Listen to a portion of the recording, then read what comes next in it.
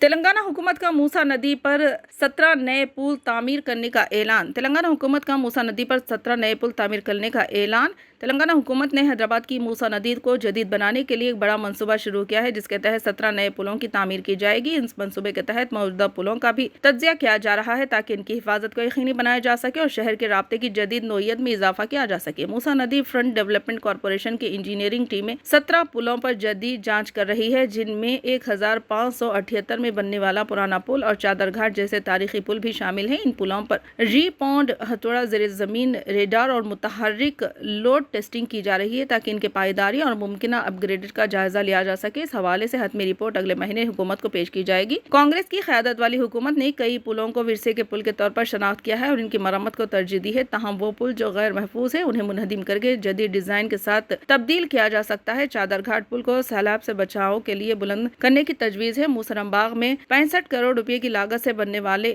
29.5 metre لمبا 6 لین کا پل 3 ماہ میں مکمل ہو جائے گا۔ اس پل میں 20 میٹر کا گیریج وے اور 3.5 میٹر چوڑی پیدل چلنے کی سڑک ہوگی، جس سے امبرپیٹ اور اویو کے علاقوں کے درمیان ٹریفک کی روانی میں بہتری آئے گی۔ موسیٰ ندی فرنٹ ڈیولپمنٹ منصوبے میں 24 گھنٹے مارکیٹس لندن آئی کی طرح کا ایک بڑا فیس ویل اور باپو گھاٹ پر ایک ماحولیاتی زون بنانے کی تجویز ہے، جس میں مہاتما گاندھی کا ایک بلند مجسمہ بھی شامل ہوگا۔